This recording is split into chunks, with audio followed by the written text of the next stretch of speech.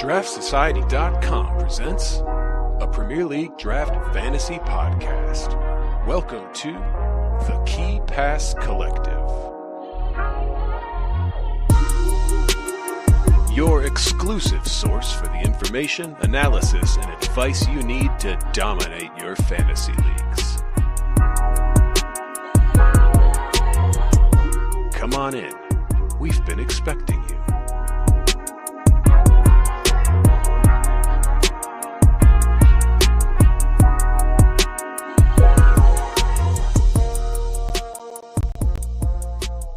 Draft heads, it's happening. Everybody, how are you? People who are joining us live in chat, what is going on? What is good? Trade Rapier, the sword. John, Carell. Let's see who else is in there. You guys so far. Oh, Haroon, what's up, buddy? How are you? Hey, everybody. It's so wonderful to see you all. Yeah. If you've never joined us for a live show, you just really should. You really should. It's a lot of fun. The chat pops off, and there's some good conversations had in there. Tom, how's it going, man? Yeah, you should join us live. It's a blast. You can chat. You can give us shit. You can banter. Yeah, so you should join us. Usually Wednesday nights around 5:30 p.m. Eastern time normally. But yeah, that's just a little bit of a promotion on that. But welcome into the Key Pass Collective. My name is Joe Williams. I'll be your host for this particular episode. We are the audio companion to the Draft Society website. For those who are unfamiliar with this particular audio and video escapade, I don't know. Anyway, yes. So what is the Draft Society, you ask? Well, I'm really glad you mentioned that. Let me get into it. All right. So the Draft Society, of course, is your one-stop shop for everything draft related for this game that we all love and play, this Draft Fantasy Premier League game. If you're completely unaware, this is your first time hearing about us. Well, we launched a draft kit on the 1st of July, and the draft kit is live. It's got rankings up. We released those just last week. And then every Thursday, we'll update one form of rankings or another. So this week is actually going to be the second version of the tiered ranking cheat sheet. So that's going to be kind of fun. That's coming out tomorrow. So look out for that. We've got rankings every single week. We've got team previews for every single team in the Premier League. We are going to have a live draft aid that can help you through your draft. It literally links to your Fantrax profile. We've got mock drafts and mock draft analysis. We'll have sleepers, busts, and value picks just like every year. All kinds of stuff. It's crazy. There's a lot going on. The draft kit is extensive. It's hundreds and hundreds of hours of work, and we're really proud of it.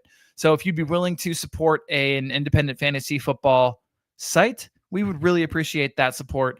And community, you're the absolute best. You're the best no matter what. But also, thank you for the support you've shown us over the years. We were nervous to start this venture, to be completely honest, to go independent of Fantrax.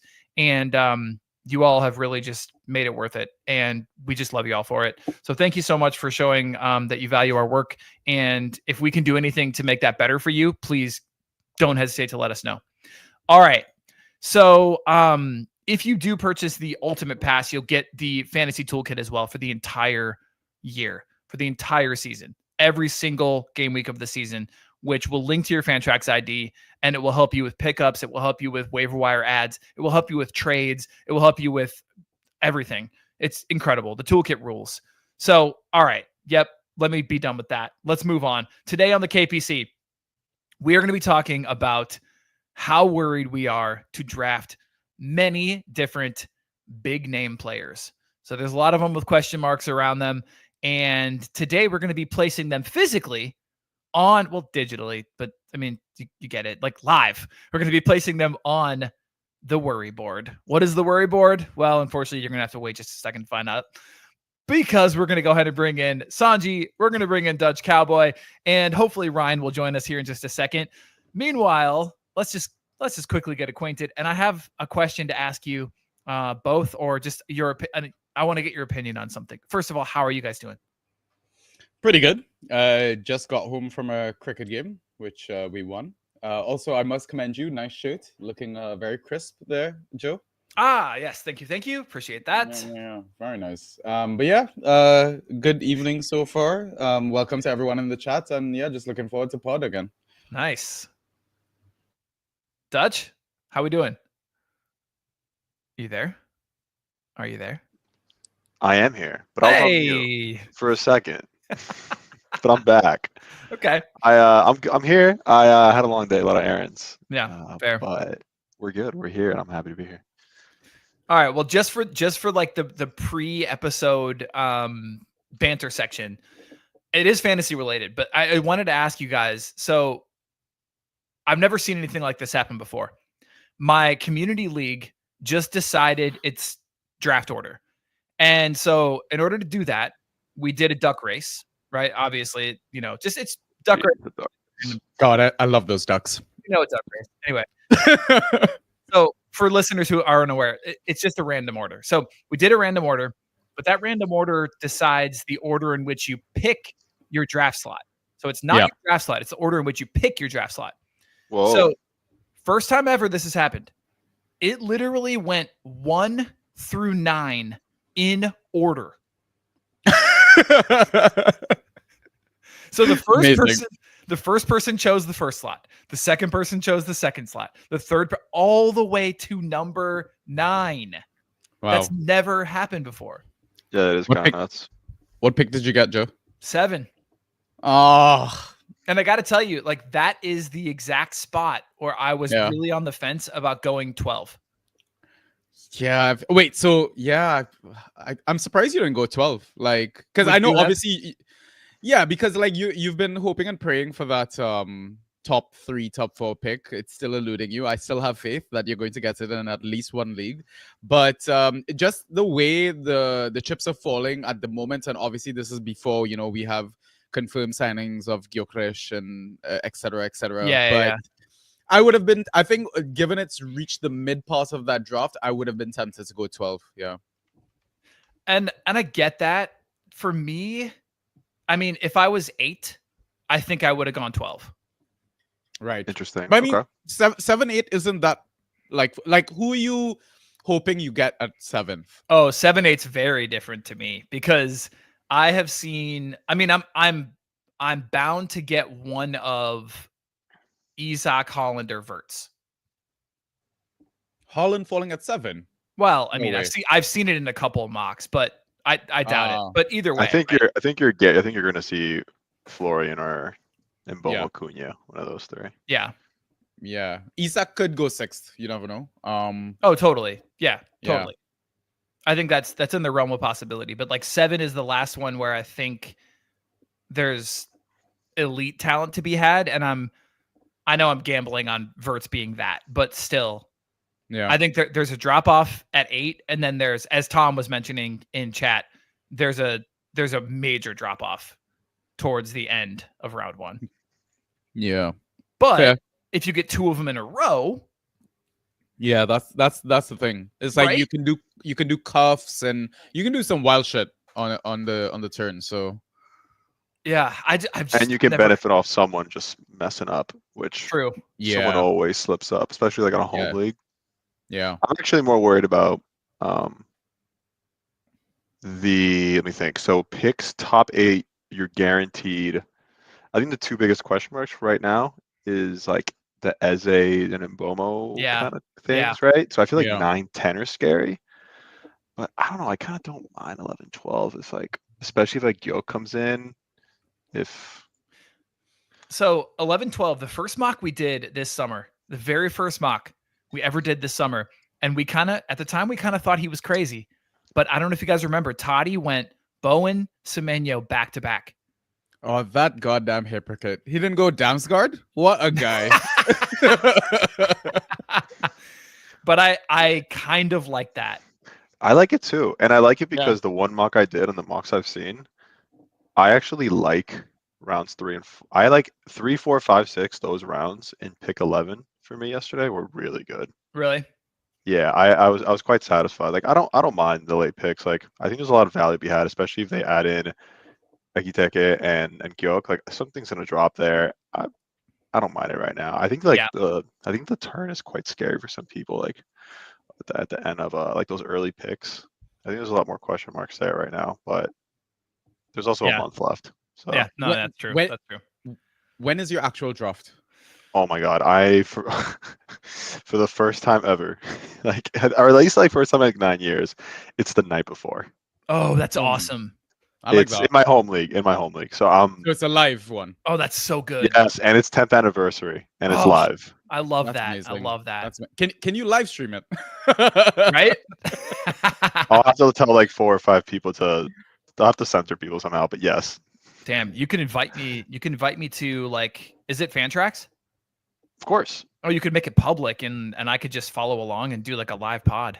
Oh my god, that's true. Yeah. That'd be kind of fun. If Ryan's in Miami, he can come over.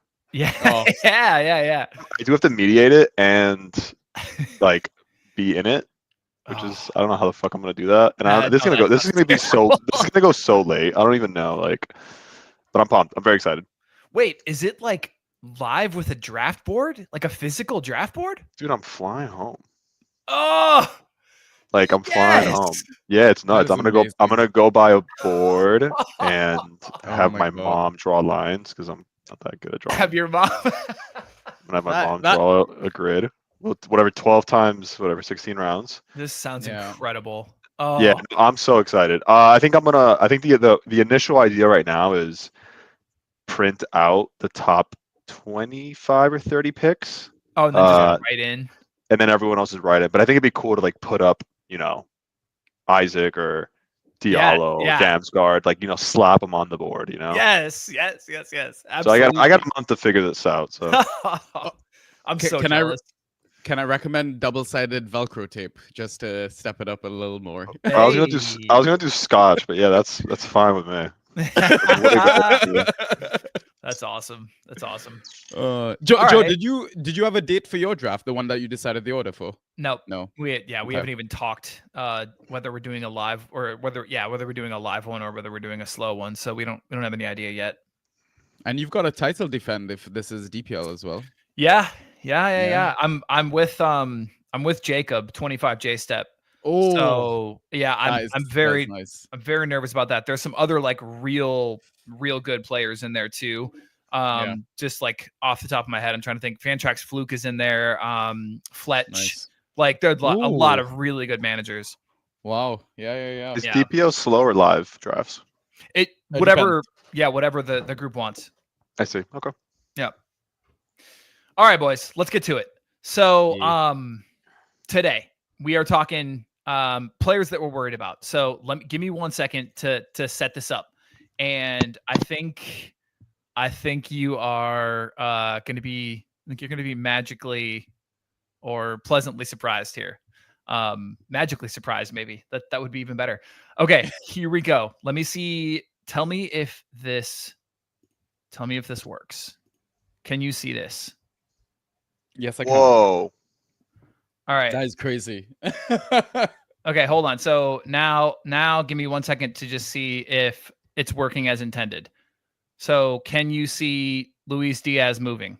Yeah. Yes. Okay. Yep. Fantastic. Okay, good. We're all set. Let's do this. Okay. So boys, we have 5 forwards, we have 5 midfielders, and we have 5 defenders. We need to agree about where to place them on this board. And for each one of them, we can certainly debate should we need to. So for those who are not, actually this, I would recommend pulling it up on YouTube or going to Spotify and turning your phone sideways. Just because I put a lot of work into this. But if you can't do that, we have 5 different boxes. So how worried are you to draft these players? Not worried at all, moderately worried, legitimately worried, very worried, borderline, do not draft, and then finally, literally do not draft. All right. So, boys, let's start with Luis Diaz. What's your gut telling you? Where would you place him considering everything we know about what's going on with him? The bid that just came in from Bayern, the fact that supposedly Barcelona are still interested. From what I'm hearing, it's the first of many bids from Bayern. He's put in a transfer request to the club to leave. Things aren't looking great. I'm going to go do not draft. Are we assuming? Are we assuming that? Can I assume that for everything here, the draft date is today? Is that a way to think about it? Let's do it based on what we know. Yeah. Sure. Yeah, let's do it. Let's do it based on what we know now. I mean, yeah, we can of course I'm very worried about Luis Diaz. Speculate. So yeah, I'm very worried. Yeah. I mean, and that I completely understand. That makes total sense. So currently we've got him here. We need to figure out where he belongs. Yeah, I mean, so if we just look at last year, he was kind of an odd fantasy player because he finished he scored quite well. I think he broke 400, right? Yeah. But he only had 28 starts, which is kind of insane. So even there, it's tough to draft him because you kind of want to get whoever you want to get Gakpo too at that point, which people are drafting him round 4. And now you look at this year, and even if he stays, it's is Florian going to play left wing? It's 3 guys can play there: Florian, him, and Gakpo. Yeah. You're going to spend second round capital on a position that has 3 players for it. And then it's all right, well, maybe he can play up top, but if you think Liverpool are going to go into the season without a real striker, there's just no chance. And I completely agree. And so the buzz around Isak, whether or not that actually happens, it seems crazy, but regardless. So then there's news that Liverpool have been in contact with Ekitike's representatives as well. Sure. And so I just think whatever happens, we're getting a striker. And Darwin, I agree. It looks like Darwin's going to go to Saudi, and he's open to the move. So that's 70 million in the door. I think we get a striker, which decreases Gakpo's time spent at that position, meaning that there's more time potentially at left wing. Obviously, you mentioned Wirtz can play there as well. And just the buzz around Diaz and being upset, not wanting to renew his contract, putting in his, transfer request. If I'm going to break the tie, Sanjy, tell me if you're completely opposed to this, but he's a do not draft for me. No, I'm there. I just I don't want to deal with uncertainty in my roster. And the points that Dutch, you're talking about, everything, I would say majority of that came from the left wing. Domi asked me the percentage. I don't have the math. But I do remember when he played up top, number 9. He was dog shit. So why would I want to deal with that pain? Just there's so much uncertainty, this and that. Yeah, do not draft. That's it. Yeah, that's fair. All right, I like it. Okay, so up next, of course, we've got Son. So we've got. I mean, I don't know a whole lot. I mean, maybe there are Spurs fans in the chat who could help us a little bit with this one, but all I know is what I've heard from the rumor mill, which is that he has been basically he's been informed that he will take sort of a back seat this year. Is that more or less what you guys are aware of, or is there other information I'm not? Yeah, that sounds about right.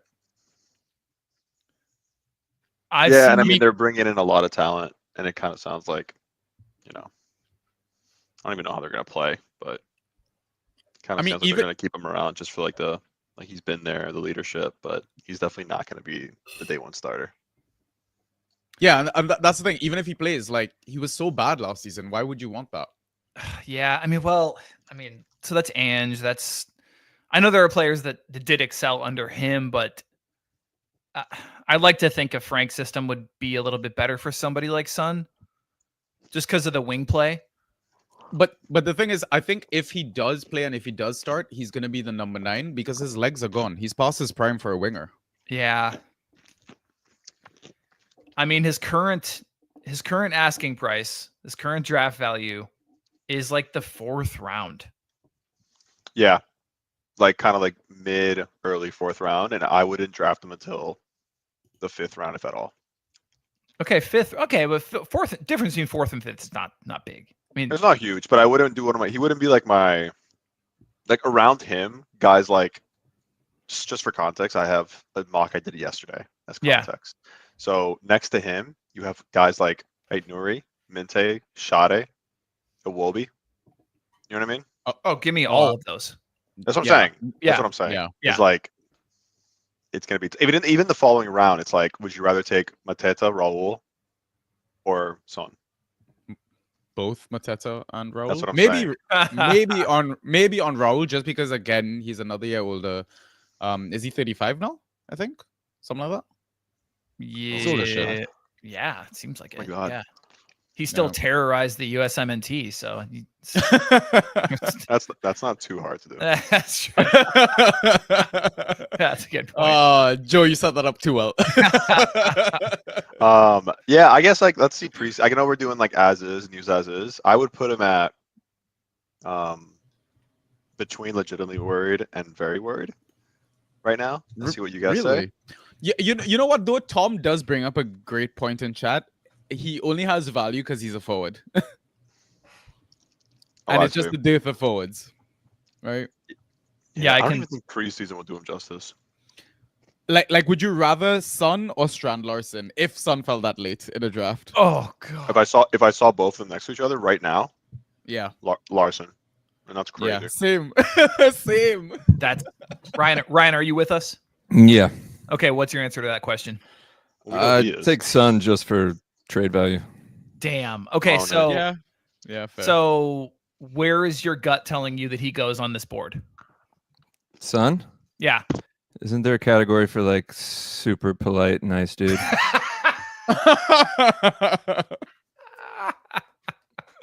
I didn't make one of those. I should have. Okay. You're right, because several of these players could go into that category. Barring that, very worried. Very worried. Does anybody feel that he needs to be either? I think it's a good place for him. Yeah, I'll go with that. I like him there. I would say he's closer to the borderline do not draft for me. Yeah. I can tell you he won't be on any of my teams unless he falls to like the 7th round. Yeah, he won't. Yeah. All right. 24 starts. 24 starts last season, by the way. Oh yeah, and that was before all of the stuff that's going on now. Okay. All right. Liam Delap. We saw what Joao Pedro did at the Club World Cup. We know that he's still young. He's still inexperienced. It's not like they spent the farm on him either. So does he get many starts? What's your gut telling you about this one, guys? Legitimately. I would put him in the middle column. And does that to you, does that mean that you're probably shying away from him in drafts? Yeah, because I mean, it wouldn't surprise me if Joao Pedro gets the starts at the start of the season, let's put it. But the thing is, the reason like I don't want to push him any worse, like very worried or do not draft, is because even when he came off the bench in that final, he nearly scored 2 bangers. Like, he's still freaking amazing as a center forward, and he fits the system as well. So, I mean, listen, Joao Pedro is always a stupid ass decision away from a red card, and injury scares. Yeah, injuries. Yeah. And a lot of I felt like a lot of Joao Pedro's goals and points came from penalties and stuff like that. And obviously, it's a different team, different setup, and all that sort of stuff. But yeah, I just Delap. I just think he is a more all-rounded number 9, whereas Joao Pedro could play any role across that front 3 sort of thing. So that's why I think Joao Pedro gets more minutes. Is he's just more tactically flexible. And Delap, I just see him up front. Delap is currently costing you like a 7th, early 7th. No, he's 63 is his ADP. Yeah, if with the news as we know, so Nico is like just generally rumored to potentially be leaving. Generally, potentially. Yeah. So it's like I'm at work and I don't want to. I'm like covering my ass. There's a possibility. Yeah, I think if like Nico Jackson does leave, like as the rumors are saying, and they go into the season with those guys up top, I'm actually just moderately worried if he's going in like late 6, round 7, and you pair him up with João Pedro. I wouldn't draft him unless I'm cuffing him. Yeah, I agree with that. You would, but I think really that's a want that cuff. sick cuff. I think that's a baller cuff. That's one of like Yeah. As I'm looking at the board right now, that's one of the baller cuffs. And if you go like round 3 Pedro, and then round 6 or 7 he's still there, like just do it. Yeah, and there are weeks you can start both of them together. Yeah, that will happen. Yep, Chelsea have a lot of games. Yep. I mean, yeah, Ryan, you read my Chelsea preview, and I think you rightly said that Pedro can play across the front line. So there's going to be games where he's on the left wing because, Gittins is still kind of pretty unproven. Yeah, I think that's right. I think he'll probably end up playing maybe more wing starts than Gittins. So yeah, I'm kind of more moderately worried, especially where he's going.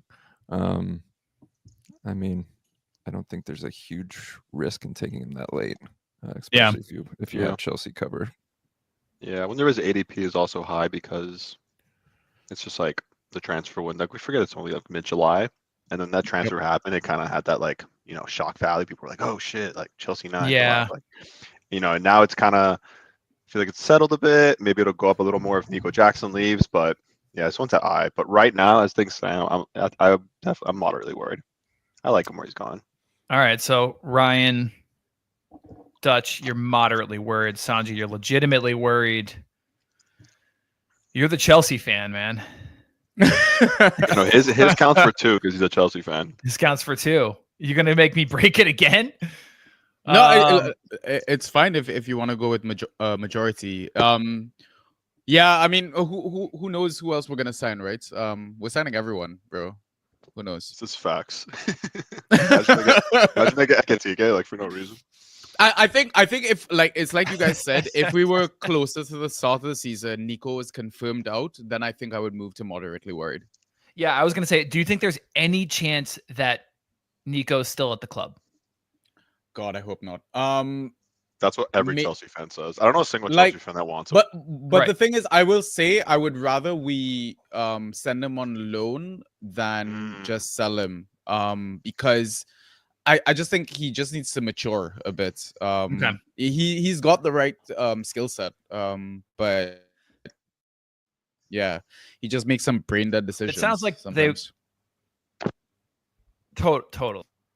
It sounds like they want him out. And because let's do this. Does it sound okay? All right, sweet. All right, boys. Talked about him much. We also haven't really talked about the fact that he's demanding a 2nd round pick at the moment. And we have talked, well, when we had our quiz, he showed up several times in the quiz under categories that he wasn't probably super excited about. And those were being incredibly goal dependent. So 2nd round pick, rotation risk, goal dependent. Are you at all worried about spending that kind of draft capital on Marmoush? Yes. How much? A lot. Really? What's his ADP? Oh, late second's very different than like early second. It's probably late. 1 second. His ADP, his ADP is 17.6 at the moment. Yeah. Sounds about right. He's ahead of guys like Gibbs White, Fernandez, Watkins, Odegaard, Mitoma, Iwobi, Gordon. He's not my cup of tea. So I won't be taking him. But I get the appeal, especially given that he's a forward and that part of the draft. Like you kind of feel the desperation as the forwards come off the board. So Club World Cup kind of. I mean, I don't have preseason, but I do have Club World Cup, and he started. He didn't score a single goal or got an assist. I'm pretty sure.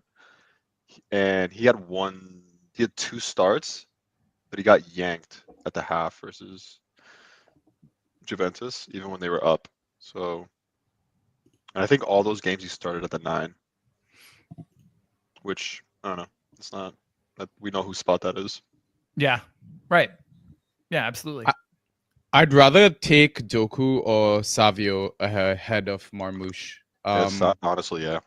I think like last season, we got a nice sample of what Marmoush can do. He can score a hat trick on his day, but when he's deployed in these random ass positions, which Pep will probably do, he can also get you 3 to 4 points.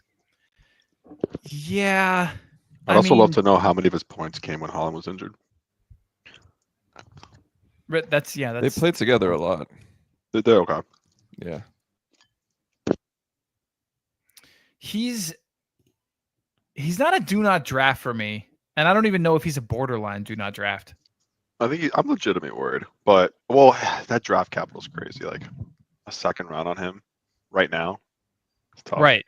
Early third is cool, but I find it hard to take him over a guy like I don't know, even like Joe Pedro right now where he's going. I like Morgan. I'm just not sure about him. I'm not sure what his role is yet, and all I have is the end of last season and Club World Cup to go off of. And City assets are you never know with them, but yeah. This is cool, Joe. Hey, thanks. Yeah. I'm just getting up to speed. Just kind of like zooming in on the faces below to see who the hell they are. Joe, if I'm remembering correctly, you said you were a teacher, right? Yeah. Yeah, okay. Yeah, it all makes sense. Checks out. Your students must absolutely love you. Yeah, dude. If you were my teacher, dude. Oh my god. Can you share what teacher you are? Do you mind sharing? Or what do you mean? Like what do you teach in what grade? English. Yeah, high school English. Wow. Okay. Yeah. No. Haven't you read his stuff? Of course, he's a fucking English teacher. Joe, I'd never skip your class. Hell yeah. That's good to know. All right, tell me where to put this guy. I say legit. Yeah, me too. That's what I'd say. Yeah. That's what my gut's telling me too. So I don't know if you got when I did like a top 12 ranking like in May and I put him like 12. Yeah, dude, you were always high on him. Yeah, and then I kind of got worried during Club World Cup because I was like, oh, they'll probably start together, him and Haaland, just like they did when they could, but they didn't. I was like, okay, that's weird. I don't think they had one game at the Club World Cup together. That also could be it. Yeah, no, they didn't. They did not. Which So at the moment, I'm legitimately worried. But if he comes out crazy in preseason, people might take him really high. Honestly, it's funny you bring that up because like his Club World Cup minutes like really scared me off of him. Yeah, it's just I thought he'd play more. Yeah. Why not? Why wouldn't he? Yeah. All right, moving right along. Ollie Watkins, guys. So this is an interesting one. Like last year was touch and go, and I know they had like a whole bunch of forward reinforcements that are now gone. But if a bunch of loans in January can, literally dethrone you from your starting spot in the 11, can we really trust you with our second round pick? Like he's just, to me, he's a very kind of scary pick considering I guess how fickle his spot in the 11 apparently can be. I don't know. It's very strange.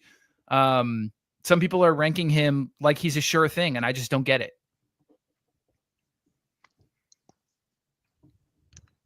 I like him a lot, personally. You do? Yeah, I think I think he had the Rand stuff going on in the beginning of the season last year, which kind of nerfed him a bit to start, and that's gone. And I think we'll see we'll see like a little more of the same of what we saw from him 2 seasons ago. Okay, so first round pick, but you're here. Yeah, I'm personally not worried at all. If there was a touch of worry for me, it would be how. I'll give you a pop quiz, a little reverse quiz for you. Yeah. What coach has won the most Europa Leagues? Emery? Yeah, and Villa in Europa, right? Like I feel like. Oh, nice. I feel like they might. Yeah, I just feel like he might be like, I'm gonna win this again, and maybe Watkins loses. Right, but no. That's what I'm saying. Is I'm kind of like thinking of something I might be worried about. Yeah, that would be my only worry. Because outside of that, like, I have no issues with him. There's no one competing with him for that position. I'd be very surprised if they didn't bring in another forward Yeah. before the end of the window, because they currently don't have anyone. Yep. And he's not ancient, but he's getting up there. Do you think they spend up on a forward too? Like, I don't think they'll break the bank, but I think they'll at least get him some competition. And I mean, if Duran was enough to put him out for several weeks last season, and then like Asensio, Rashford, then it signals to me that Emery is not completely sold anymore. They've also entertained offers for him. They have. Yeah, I think Arsenal put in a cheeky bid in January, from all accounts, and it just wasn't enough. Plus, they ended up getting good money for Duran from Saudi, so I think that nixed it. But yeah, I mean, this would change for me if the window closes and they don't bring anybody else in, and he's fit. Then I wouldn't be worried. But there's 2 weeks, 2.5 weeks of the window being open before after the season starts. So like, why risk it? At the moment, I'm definitely not in this category. I'm probably more here. Me neither. I'd probably go moderately as well. All right. Sounds like the majority has us in moderately, which that's fair. That's fair. And you have to think about it in terms of your draft. Like, you're getting him at the point where forwards already start to thin out a little bit. And if he does retain that spot, he becomes like kind of that set and forget option. He's over his, whatever niggles and injuries he was having, then that's a steal. But the concern's there for sure. All right. Beautiful. We're on to mids, boys. So first up, of course, Ebery Chiesa, rumored to a number of different teams, links to Arsenal potentially solidifying here. Nothing yet definite, but certainly, the links are there, and the quote unquote personal terms have been agreed without the clubs actually having agreed or anything. So yeah, Ryan, I heard you and Sanjy talk about this on the Bantah Boys podcast, which was a good listen, and curious what you think that does to his fantasy value, or just him not signing at all anywhere yet and still being at Palace. Where are we placing him just based on the speculation? Kind of between not worried at all and moderately worried. I mean, I think if he stays at Palace, it's a little bit better for his fantasy value. But like, if he goes to Arsenal, it's not the worst thing in the world. It just means he's not going to be probably nailed on every week, but he will have a better chance of putting in some monsters with a better team around him. So like, if that evens out, I'm not sure. But like, it doesn't worry me like someone like Watkins did, that could be like completely out of a starting role and just like be losing a step. I mean, as he's peaking, so like, I'd prefer him at Palace, but if he goes to Arsenal again, it's not a huge drop off. So like, I still don't like taking him as high as he's going. He hasn't really shown those 12 types of numbers. He's kind of like Gibbs White for me. It's just like he gets overdrafted a tiny bit like every season. I think 2 seasons ago he peaked with Olise, and he was like close to that like 9-10 draft pick. But yeah, I'd be more comfortable in the early second round, but I know you won't get him there. So like, I'm not itching to take him like in the first round. And if that's what he's costing you, is he more maybe here? Yeah, I think I'd probably lean more there than not worried at all, because I am. Yeah. What do you think, Sanjy? Dutch?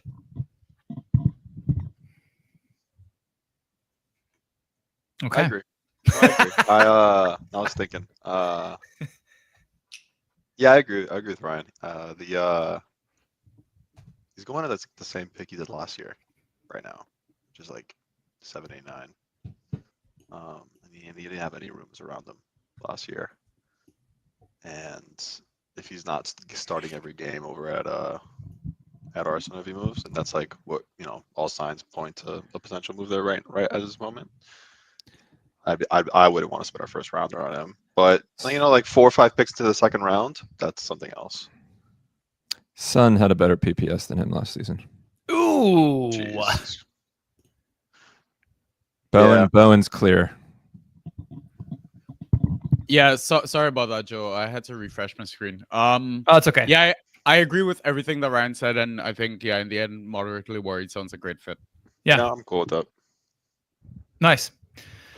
I mean, Tom brings up, if you don't take Eze in the first, who else is making it into that first round? I know that's kind of like the thing is like it's just without a couple of transfers coming in, it's like it's gonna get weird at the end there. That's not your problem. I'd take Mbumo. I'd take Bowen. No, and this is why I took pick number 7 when it was presented to me. Yeah, man, it gets real hairy there around 9-10 region. Yeah, I mean, this is why I guess. I mean, it's making sense now. 1 through 9. It is also a lot of games, wherever he plays in Europe. Yeah, true. If he stays at Palace, I'm sure he'll keep starting, but it's a lot of games. Thursday nights in Azerbaijan. That's what I'm saying. As he does pick up the odd injury. Yeah. True. Yeah, moderately worried, I feel. Did he tear his Achilles? Is that him? Or did he tear he had like a bad one, didn't he? Didn't he miss like a year? He missed most of a year, didn't he? But that was like 3 years ago. Yeah. I don't think it was Achilles. I think it was like a knee issue or something. Yeah, he was out for a while. I feel good knowing that just based on where I'm drafting, I won't encounter him. Yeah. I might. But if he fell to me in the second round, then sure. That's what I'm saying. Yeah. I can't believe you get 7th. You feel like you get 7th every year. I know. It's so funny. Yep. How many leagues are you in, Joe? 2 this year. 2 this year, 2 last year. IGL and Community League. So there's hope. There's hope. I've never, ever gotten first pick. Dude, I'm telling you, the way forward is to do it based on where you ended the season. That'd be awesome. Well, Sanjy would have first pick in IGL then, but I would have second. We have first choice, so like if you really wanted, like there's some seasons where like I've traded back to like, to like 10 or 11, but it usually goes like in the order. We just chose the order, and I think only 2 people went back. So like 6 pick, I think chose 12th, and I think 8 chose to pick at 11. So like yeah. Have you tried to trade your pick? Boats. My 7th pick? No. Yeah. I don't think anybody's queuing up for that one. I mean, you've got a fab in that league. Who knows? Yeah, true. Yeah, I don't know. All right. Kaoru Mitoma, boys. Kaoru Mitoma. There was some rumors of a potential departure, looking like that's not probably going to happen anymore. Bayern have turned their sights more to Luis Diaz. He's still apparently kind of their backup plan. Him and a couple of other players as well. But at the moment, everything actually looks kind of good for him. A player we're going to talk about in just a second left the club. And so I know that they have plenty of other attacking options, but none really that are as left-sided. Yeah, well, as gifted as he is from a doctoral standpoint. So dead. How are we feeling about Mitoma? If you'd have asked me this 2 weeks ago, I would have had a different answer, I think, than I do today.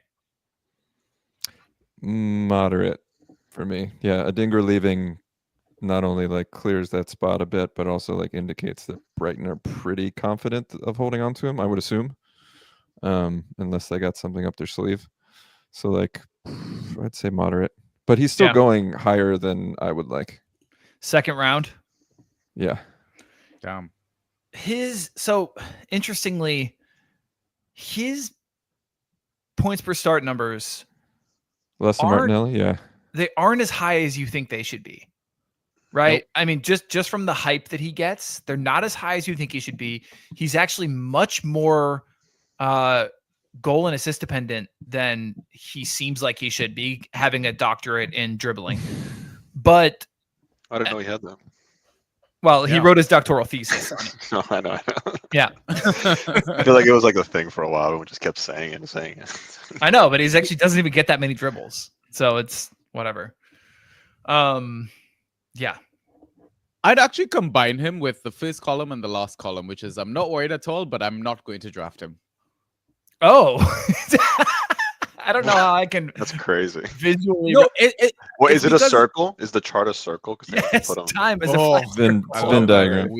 A wheel. No, it's just because, like, yeah, sometimes I feel like, yes, he has the ability to get attack returns and stuff like that, but his scores can be so frustrating to watch sometimes.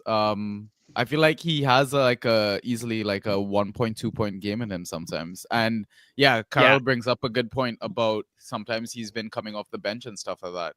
You never know with Hüsler. Like, I don't know. I think he's going a little too early. I think he's going like 23, 24. He should be more like pushing 30. And then right there, I don't mind taking him. Oh, yeah. Like my 7th round pick, if I could get him in the 3rd round, that's perfect. Yeah, like pick 7, like if you exactly like around there is more where I'd take him, but he's going right after. He's just going at the end of the 2nd right now, and I like him. I'd like to have him. I just not where he's going. So like he would be your mid 2 in that case, right? If he's falling. Yeah, because then you'd go something like you go like Salah, Enzo, Matoma, which is pretty cool. Potentially. Yeah, I don't mind though. But your mid 1 being the Tome is scary if you go forward. Yeah, that is it. Yeah. I wouldn't want him to be mid 1. I mean, there are enough mids this year where you can just load up on. There are some question mark guys. All right, draft your forwards because when it gets to a point that it's scary. Honestly, and we'll talk about that more. We'll talk about that more as the summer wears on, and once we get to our positional pods, where we do an entire pod on each position. And forwards get sketchy real fast, really fast. All right, we like him in moderately worried. Yeah. Okay. Yeah. I'm between that and not worried at all. Same, but I'm fine with moderately worried for this. All right. So up next, boys, we're still in midfield. Up next, we've got famous Frenchman, Justin Kluivert. And Justin Kluivert. Okay, so Kluivert, obviously nightmare end to the season. As evidenced by the fact that I drafted him in the Super League, which drafts game week 27. And from that point forward, he basically was anonymous. I mean, legitimately, like he just stopped showing up.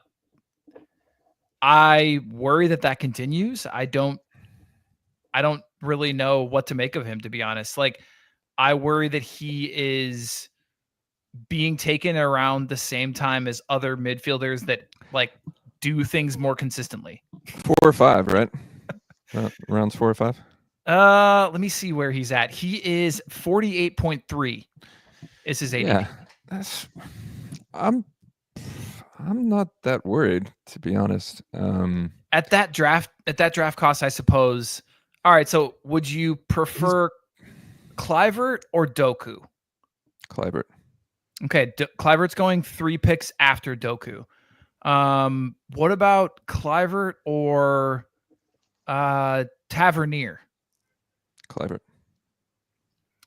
Or if Tavernier doesn't get injured, I like Tavernier. But that's a big if, bro. You like him more than that's a massive if. I did do a quick math right here. If I have my math right, so Kluivert's 31% of his points came from 3 starts. If that math's right. The penalty kick hat tricks, right? Yeah, because he had a 43, he had a 47.5, and he had a 34. So a third of his points. 4 against Newcastle or something as well. 4 goals. I think I think three against Wolves, 3 against Newcastle, and that was the 47 3 against Newcastle, and then he had a crazy game against. Get your 3 wins. No, for sure. Is it like, for sure? Is it like? How many wins did old Doku get you? I mean, probably. I mean, at the end of the season, I'll be like, dude, I'll give you fucking my arm for 3 wins. You know what I mean? I know. Well, yeah, that's true. That's true. Yeah, he's not. Yeah, he's not my cup of tea because of his boomer bust. But I mean, his WAR must be much better in those rounds. Sure. Plus, he's pretty nailed. Plus, he had a kid at the end of the season. Like, I can empathize. That's fair. Yeah, that's fair. That's fair. Homeboy's not getting much sleep, even if he has a couple nannies. What's the ADP right now? Add the Odegaard had a kid last year too, so just saying. ADP is 48.3. So we were talking about other midfielders. Rodri's 49. I'll take Kluivert. Tavernier's 49. Tielemans 49.4. I take Teals, I think. Give me Teals. Yeah. Teals good, but I like Kluivert, some of those guys, because then that makes it your mid 2 or mid 3, which and you have that. Yeah, you have that fucking roll of the dice every week. It does drop. It drops off after that. I mean, to be fair, because then you've got Soboslai, you've got Ismail Assar, McAllister. Yeah, no thanks. Yeah, I wouldn't mind them. That was my 4th pick. You got Iliman. You've got those kind of guys in there. I'm not worried. And like Ryan said, if you draft him with that mindset of like, this guy might blow up today, I'm not worried at all. Oh God, Fantrax Fluke said he faced Kluivert on all 3 of those game weeks. That's crazy. Yeah, it's time to start gambling on him. Yeah, that's true. When you play him. Yeah, absolute PTSD for sure. That's terrible. Oh man. All right, so we like him in the. Not worried at all. Yeah, I'm not worried at all. You just know what to expect. Yep. Right? I mean, just know what to expect. We're not worried about him. It's just that you're not going into it thinking that, well, like I did when I drafted him in game week 27, like, oh, is this my midfielder 1? No. I do want one of those Bournemouth 3. Tavs, Dango, or him. I think I want one of those 3. Or one of the 4 if you count Nilsson. I like that. I like that team. You could get them all probably if you wanted to. None of them are demanding too high of a draft pick. Yeah, who doesn't want a Bournemouth stack? Count me. I don't have a cricket. I don't have a cricket sound effect, unfortunately. Sorry. All right, boys. This is an interesting one. Ryan Cherki. I don't know what to make of him. He played 35% of available minutes at the Club World Cup. You've got Pep rotation going on. And I didn't mention this when we were just talking. I mean, on purpose, I didn't. When we were just talking about Kluivert. But he is literally, if you want to sort by ADP, the next pick. After Kluivert? Oh, there's a couple in between. But he's right there. He's like early 50s. I'm very worried. 53.3. So it goes Tielemans, Madison, Martinelli, Ryan Cherki, and then unbelievably James Tarkowski. Yeah, I'm picking Tarko all day, baby. Yeah, no, this guy's I'm legit. I'm in between do not draft. I'm very worried. This guy's going way too high. I completely agree. So I mean, I started like the Inside Tracks recording, did the pod with Ben. What a guy, Mr. Chickens. If anyone wants Man City advice, go check out, just message Ben Chickens. I'm sure he's always happy for a chat. But yeah, he didn't fill me with a lot of confidence as Cherki as like an asset that we want to be drafting this season. He's 21 years old, so maybe I guess he's one for the future sort of thing.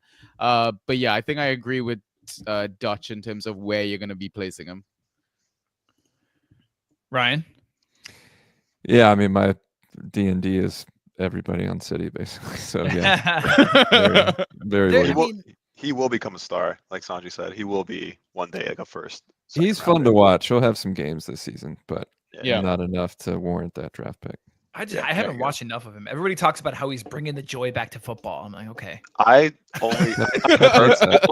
heard about him for a while, but I didn't start really like paying attention until like this season's Europa. I started watching him, and yeah, he has it. Whatever that is, he has it. And like Ben brought up a great point during our conversation, is that it's not that Pep hates creative players and players with flair. It's just like what he asks them to do for the team as well. So right, he might not be able to show off everything that he's got in his locker. Right, sure. I mean, Old Scruffy is in chat. He said he's a Man City fan. I sadly can't draft him. Personally, I feel like we need to wait 8 to 10 weeks to see if Pep has him as a staple. Yeah. I mean, he's already spent like time prepping up Savio and Doku to be more featured than they were. Yeah. And like Foden's still there. I mean, he's going too high. Like I don't even know. He won't break 15 starts. You know what I mean? I don't think so. Just for the price, for the asking price of that player right now. Do not draft. 53. Yeah, that's tough. No. Just get clever. You did the CWC article. Where was he, like positionally? Where was he playing mostly in the club? On the right, as he does. Yeah, but I mean that spot's crowded already because think of other players who can already play there. You've got Savio out there. You've got Foden who can play out there, no problem. I mean, like any given game week, he's second. At best, he's second for that spot. Didn't even seem like it was an actual like winger spot. It was like tweener right, half space, fucking midfielder. Half space. It's like a half space new gen 10. It's a like weird hybrids. Weird thing. Yeah. Well, so when we could do a whole pod on this shit, like I can't tell you how much research I did. If anybody wants to know more about the new Man City system, obviously I'm going to write the preview on it, but also there's kind of a mini version of it on the Club World Cup article that I wrote. And basically when Pep's new system is wild, they revert into like a 1-3-6 or wait, 1-3-5. Wait, I can't. Math is hard. 1-3-5. Right. I need to lie down. 1-3-5. Pep's gonna show up with a 4-4-2 game week 1 and just shock all of us. Right. Yeah, I love that we're trying to guess Pep. Like, have we not learned by now? But what they were doing was, I mean, all the attackers basically were in a line, pushing the defenders as far back as they possibly could, and then if you want to call them, I mean, not the wingers, but the ones who would be tucked right inside of that would be kind of coming back as false 9, well, whatever you want to call them, false 10s. I don't fucking know. But yeah, that's kind of how it worked. And then other people would make runs from various different places and very fluid. But yeah, it's a mess. Can't wait for Sunderland to cook them. Oh. Is that the first game? No, it's not. But I'm still looking forward to the wishful thinking. I love it. I love it. Playing first, actually. We're playing pretty early. I think game week 5, maybe 4 or 5 at the Emirates. Yeah. It is 5. They're playing Wolves. Actually, City start Wolves away and then go Spurs, Brighton, United, Arsenal. But Wolves away. Old Scruffy brings up that Savinho seemed like he was locked in the 11 last season, and then suddenly disappeared. Yeah, Marmoush came and they had games where they weren't playing wingers, so like him and Doku were out. That's what gives me pause. Like if they have entire systems without the need for wingers, like either of them. So like it's not, you can't cuff that. I mean, nope. And like we said, at 50, he's not going to be on any of my teams. Nope. All right. Recently transferred to Sunderland, Simon Adingra. Very interesting one here. I think we all like him as a player. It's undeniable, the fact that he has talent. I mean, he's a great player. We thought at some point that he was potentially going to be edging out Matoma, who might have been moving because they wanted to give Adingra more opportunity, but turns out no. They would just rather go ahead and sell him. Now, though, he's on a promoted team that likely will not be creating as many opportunities as we would like to see as fantasy managers. And obviously his fantasy value takes a hit, although the hype somehow has not. And so I just saw a mock draft from, was it yesterday? Dutch, were you in this one where he was taken in like the 4th round? Excuse me? Yep. No, the one from yesterday, he was taken in the 6th round. Okay. Jeez. Do not draft. Really? Oh, come on. He's going a little too high. He's going a little too high, but he's been one of my favorite players in fantasy over the last 2 years. I love great streamer. 6th round pick. No. I was gonna go not worried at all. Damn. I'm on like you have a bigger risk threshold for promoted players, or patience, I should say, than I do. Yes, I do. Emotions aside, he's getting drafted too high, but I want to have him, but 6th round's probably a little. Yeah, too 6 early. is way too early for me. Yeah. 72.4 is currently his ADP. 72.4. So let's take that and just pretend like that's where he's going to be drafted. So given what we know today, he's going to. I mean, as Tom mentions in chat, this is a lifelong Sunderland fan. He's going to be basically starting as many games as he possibly can. It's his spot. 5.6 ghosts per start in a much better team. How many? 5.6. Damn. What would you say you do here? I just know I'm going to draft him. It's like bad. That's fair. Yeah, everybody has players like that. But I had him in a Football Manager save like 4 years ago when he was over in Denmark. That's when I first was graced by his presence. So this is where your deep. affinity. It's too deep. Yeah, it's too deep. I saw him. I scouted him in the Côte d'Ivoire under 12s. Oh, the Right to Dream Academy. Yeah. Hell yeah. Yeah, RTD. All right. So Sanjy, you're not worried at all. Plus Ryan's do not draft puts him here at the moment. It's up to you two. Tell me what you want. I think he's getting drafted too high. And his points per start, according to Ryan, sound shitty. So yeah, legitimately worried based off those things. I like it where he is. I think that's great. Yeah. So legitimately worried, not at the fact that he's a talented player, at the fact that his ghosts are pretty low, and don't expect that to change necessarily on a, sorry, Tom, worse team. But it's more about the draft capital you're going to have to spend. If I could get him in the 12th, 10th, great. Okay. Let's move on to defenders. This could get interesting. Nice. Defenders. First one up, Reece James. Here's the interesting thing about Reece James. He's healthy. For now. The irony is that he's finally being like valued where he probably should be, as opposed to like 3rd round every single season. Well, here's actually the funny thing about Reece James that most people aren't talking about. And I'm not going to talk about it much because there's another defender that I would prefer to have over him, which we can talk about. But he actually played far fewer games than several other defensive teammates of his, namely the other right back being Malo Gusto. He did slot in, interestingly, into those 2 kind of double pivot roles in a couple of matches, and he started there. So that could be interesting, out of position, potentially getting points for clean sheets, playing as a midfielder. Of course, health is a concern, and how many starts he actually gets. Playing in midfield isn't. What? What's his ADP? No, go ahead. Oh, ADP. Let's see. 8th-ish round, right, or something?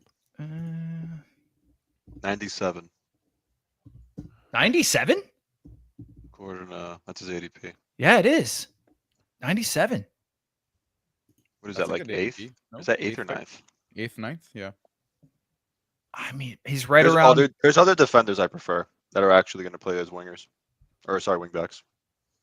Let's see. Defenders around that area. You have Estupinian going 7 picks earlier. You have Cucurella, interestingly, one pick after that.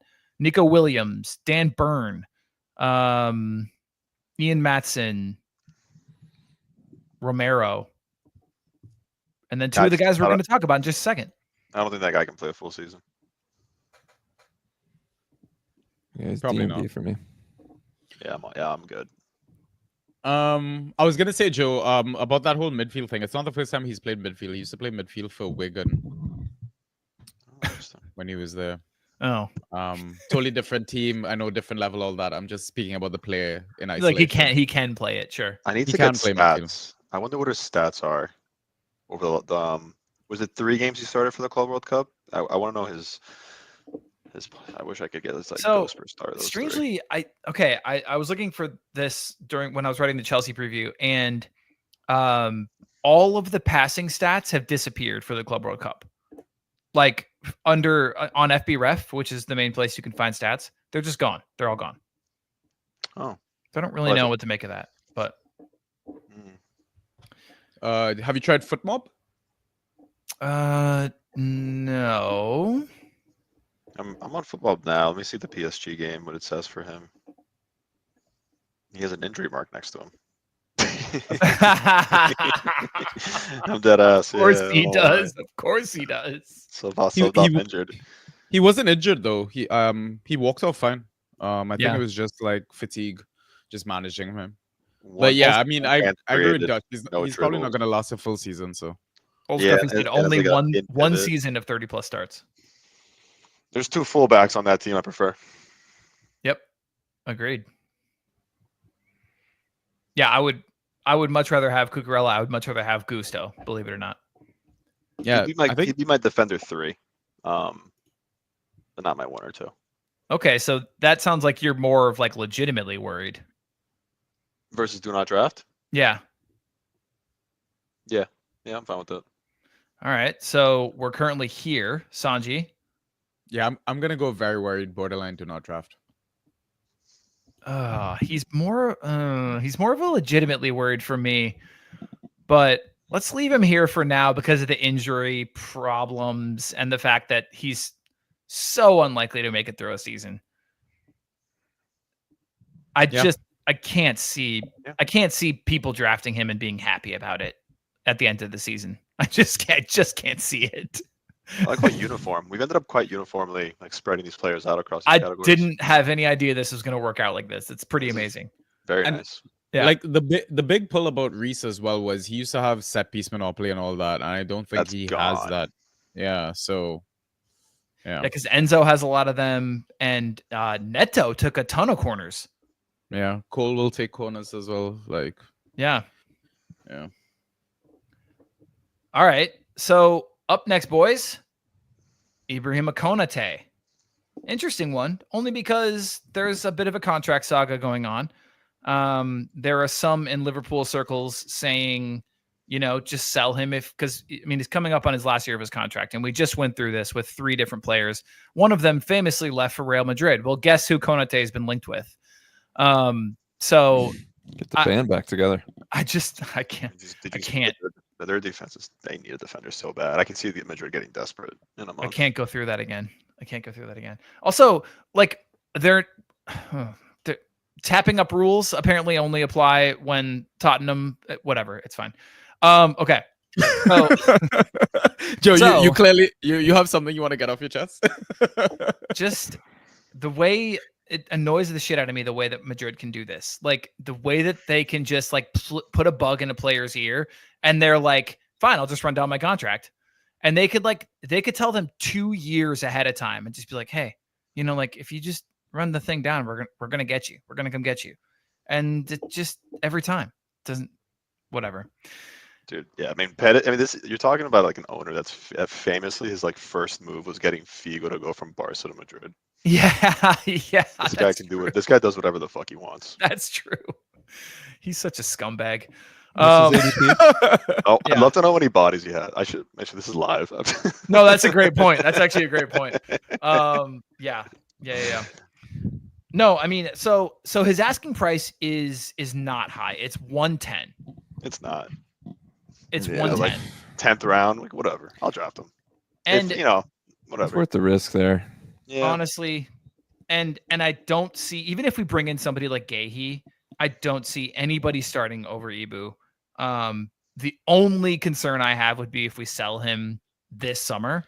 But I don't think that's the way that our ownership kind of operates. Yeah, I don't think so either. I think they'd rather like let him run down his contract at this point. I mean, especially if it means potentially winning another title with the cohesive back unit of him and Virgil. Yeah, it's a big risk to take late in the window. I'm gonna go here for now. Do you guys feel not worried. Strongly? Yeah, I'm just moderately, but I don't care. Defender 2, Defender 3. It's fun. Sanjy? Yeah, go moderately. Oh, that's 2-2. Should we ask the audience? Ask the audience. Yeah. First person in the audience to say what they think. Nice. I love that. Yeah, let us know. We'll come back to him here in just a second. All right, boys. Nathan Collins famously ended last season as the number 5 overall player. No, I'm exaggerating, but still, top 20. Was he top 20? That's ridiculous. Absolutely ridiculous. Pretty sure he was.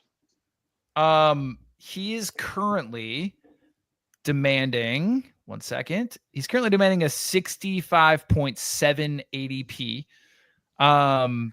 Which is an interesting one. He's going just above Jasko Gvardiol. Give me Collins every day of the week.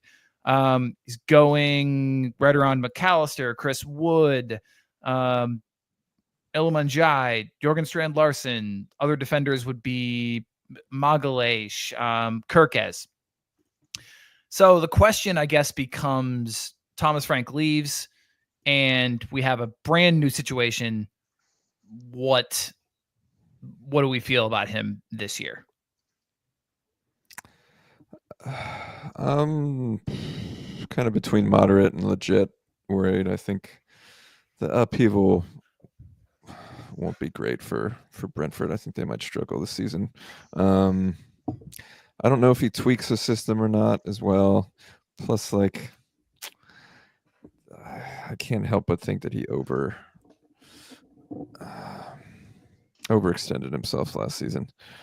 I think he'll be decent, but not as good as he was last season. So but at that point in the draft, it's not a huge gamble. Right. It's still a little higher than I would probably like. He would have to fall, I think, another round or two before I would be interested, but he'll be fine, I think, but not as good. That ADP is wild, bro. Yeah, he's going around other defenders that I'd prefer. He's right around Lewis Hall. Yeah. Gabriel Magalhaes, which I'd probably rather have. But even attacking players, I think I would and this is just probably Njai, Strand Larson, for sure. Charlie Alcaraz, Callum Hudson-Odoi is going later than him. Oh yeah, I mean, especially if there's starting forwards available, there is no chance. Which is that's the round that you're gonna stop seeing them. After that round, exactly. Forwards get kind of tough. So I'm good. And Coyote is going later than him, and I love me some Coyote, so I'd probably wait on him. Okay, so we don't mind him as a draft asset. We're a little bit worried about some regression, but it's mainly the ADP that's off-putting. Yeah. So are we very worried? Are we legitimately worried? I think legitimately because he's getting drafted too high, and I think you overperformed. Okay. And Thomas Frank left, so I'm legitimately worried. I like that. By the way, Old Scruffy said that Konate's moderate. Okay. Yeah. So Carroll got there before him though. Oh, so did he? What did he say? Oh, I didn't see that. Oh, NWAA. I didn't see what I didn't. I thought that was never walk alone again. Nice save, Joe. I love that. Oh my god, is it a hidden meaning? Is that he's fucking with us?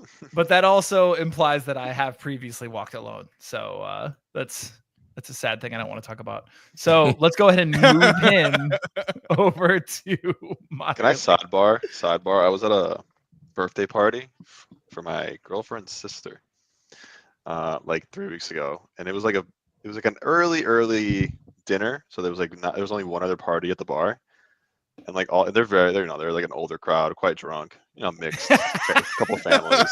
I love this. Okay. And I was like, I was having it, and our group was like, I think I was the oldest one there. It's like, it's my girlfriend's sister, so everyone's quite young and whatever. It's just like, there's like 2 parties going on, and they start singing songs, but the second song they play is they start singing "You'll Never Walk Alone." What? At the top of their lungs, just like hammered. I was like, that's so weird. Yeah, it was so interesting. I was like, oh. We're at some French restaurant, and these guys are just popping champagne bottles singing that. And no one else knew what was going on, and they were like, oh, they really like the song. I was like, yeah. Wait, where was this? In America? Yeah, New York City. I can't imagine anybody else knew the song. Like, I couldn't really get a read on where they were from either. It was kind of like a mixed crowd. Huh. Yeah, that's so. John's wondering if you bought them around after that. No. He would have. I'm not gonna do that. Yeah, John, I definitely would have. Not like something expensive, All right, moving right along. All right, guys. Speaking of Sanjy, your interview with Ryan that you just completed on, was it Monday? 2 days ago? Yeah, Monday. Yeah. What an interview it was. I had so much fun recording that, Ryan. That was a good time. It was great. It was a good time. It was really good. Is you it guys out? talked. Yeah, I listened to it today while mowing the lawn. Oh, nice. You guys talked a little bit about Ben White, and this is one that we vary quite a bit on with our rankings. And also, when you look at the ADP for him, it's shocking. 111.3, just behind Konate, right before Sessegnon, somehow before Saliba. Let's see who else is around there. Livramento, defenders, Mateus Nunez.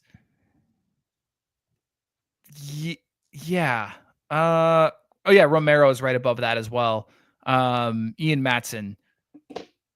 I, for one, don't get it, but maybe I'm not seeing the whole picture. No, you are. Okay. I mean, it's pretty straightforward. I mean, I like Benny Blanco as a guy and a fantasy asset when he plays, but it was pretty clear last season that Jurrien Timber has nailed down that spot. I mean, I think they'll timeshare. I think Ben White's a better fantasy asset when he plays than Timber, who's kind of fairly limited. And I think White links up with Saka a little bit better and is a bit more kind of dangerous on the right side. But he's not going to start enough to warrant a pick like that, and I'd much rather have Konate, who's starting week in, week out. And it's not like last season we were kind of thinking, well, even if they're both fit, Timber can play on the left and then White on the right. Miles Lewis-Skelly has pretty much nailed down that left spot, and Calafiori is waiting the wings on the left, so like it will be just a timeshare with Timber on the right. So like I kind of want to stream him later on in the season when he's inevitably dropped after Timber starts the first 5 games. Yeah. But I don't see the attraction there. Sounds like a streamium. A streamium. Yeah. Yeah. I'm on do not draft for him. I'm good. Too many things going on. Yeah. Would you draft Timber? No. Okay. No. Yeah, points per start weren't great. Yeah, he doesn't score like massive amounts of points. Like I feel like he's very clean sheet dependent and stuff like that. I mean, Ryan mentioned it, right? Benny's the better scorer, but he's not gonna start. So he ends up in the box. Like, he does quite a bit. Yeah, it's quite nice. But it is quite nice. Like I had Saka last year, and a couple times that he played with like Ben White was nice. Yeah, I mean, him and Saka link up is so nice to watch IRL. Yeah. like what we're dancing around is the fact that defender is so deep. And, there are defenders in 12, 13, 14, 15th round you can get that I would rather have than Ben White.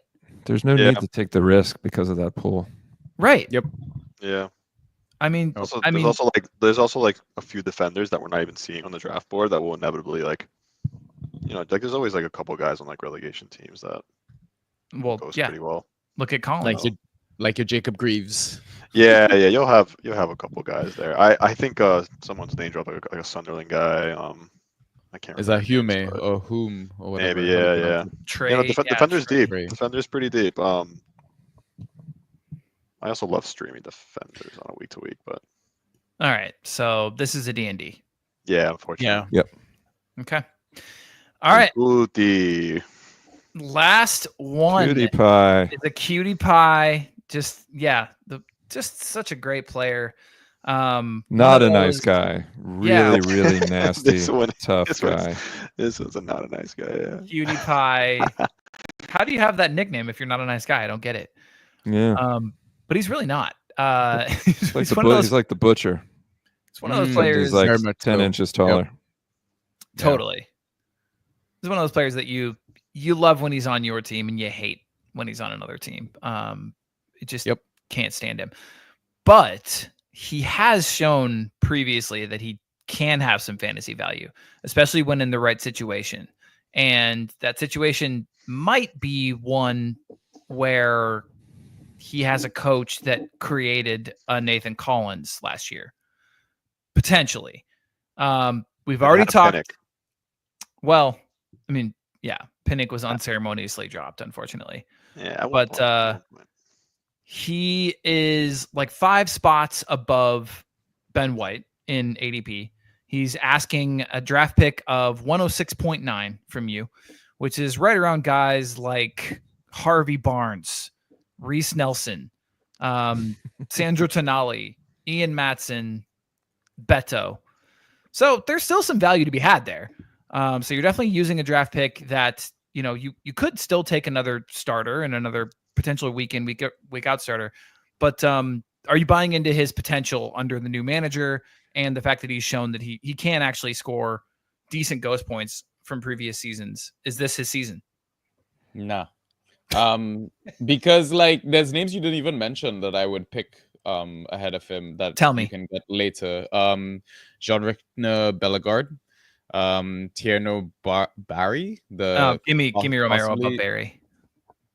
Really? Yeah, I don't think he plays. Yeah, me neither. Interesting. I don't know if maybe Gruda gets that spot for Brighton, the number 10 spot. I would take that punt. I'd rather take Gruda. Yeah. Enzo Lafay or whatever from Sunderland. That's a really good one. Yeah, depending if I guess it just depends how many defenders I've taken. At that point. Yeah. With him. Yeah.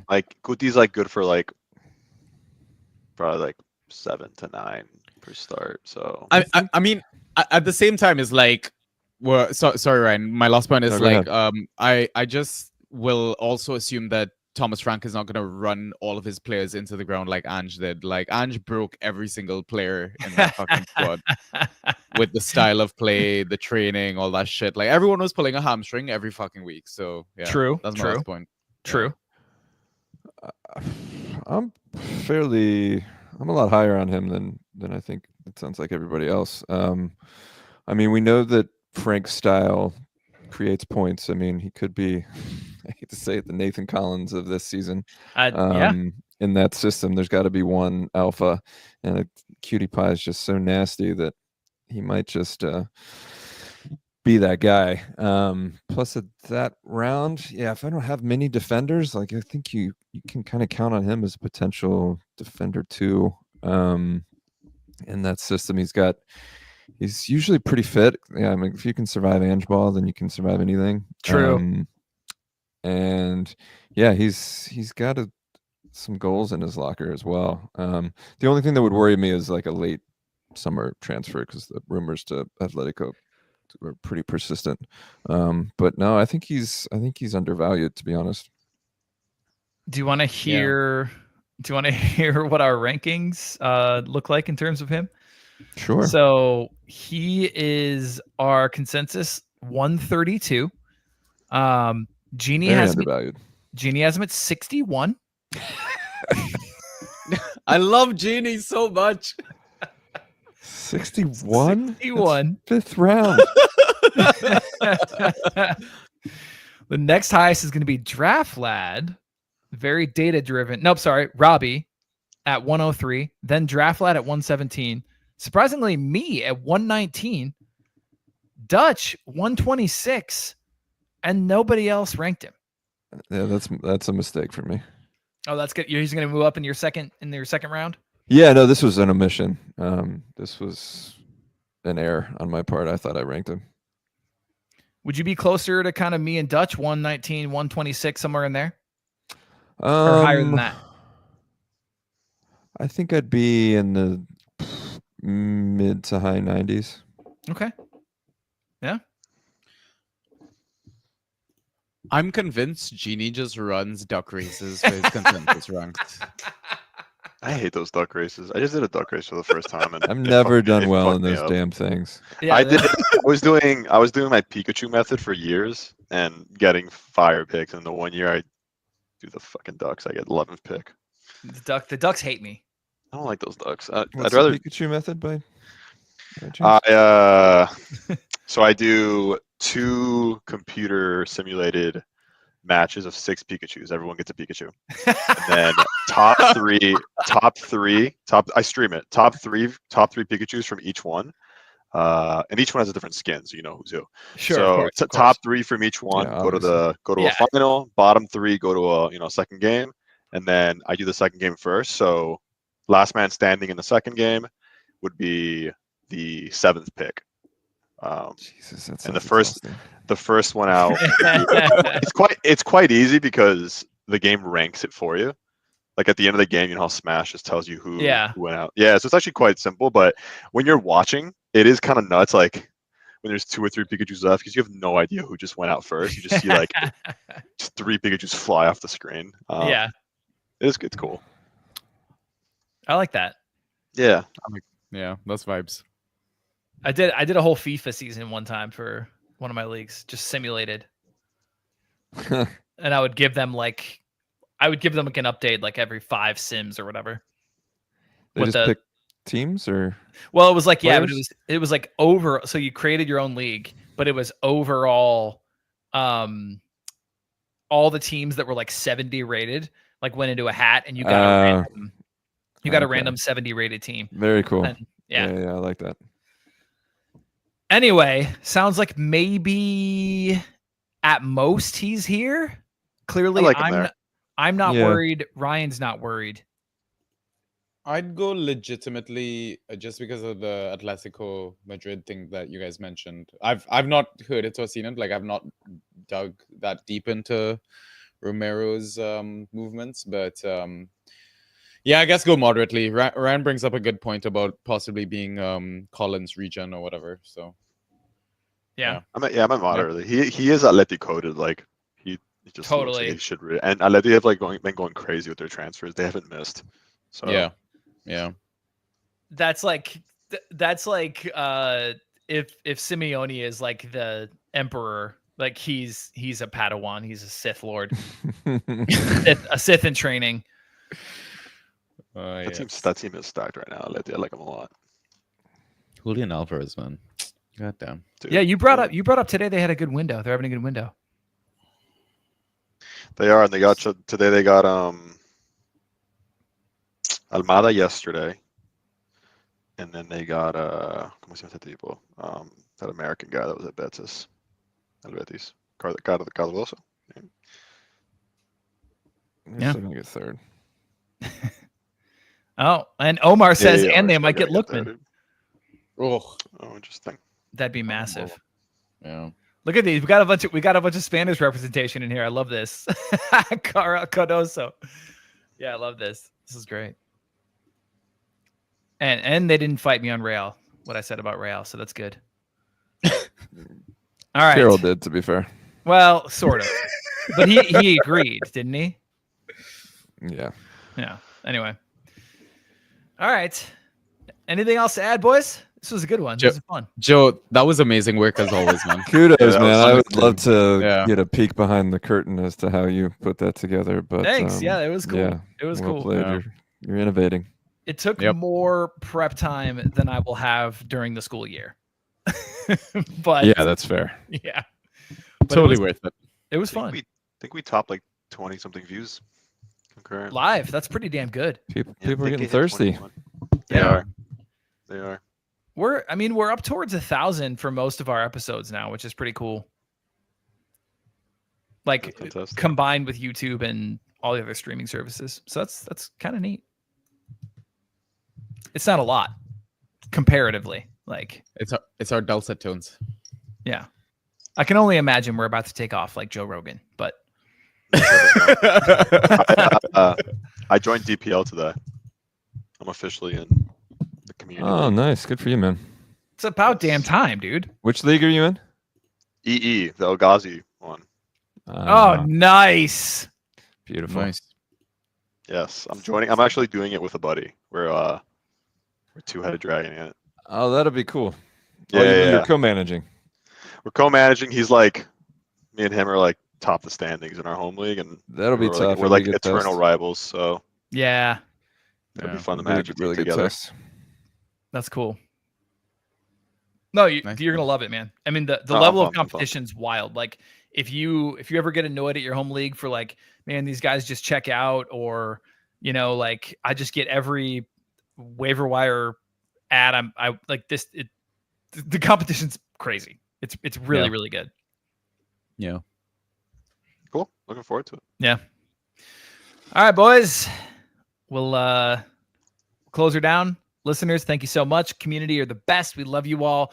We'll talk to everyone soon. I got one more pod in me next week, and then I'm off to Portugal for 2 weeks. So, are you hopping over the pond? Just for a quick pint. Can I hop over? No, I'm not. Oh, sorry. Oh.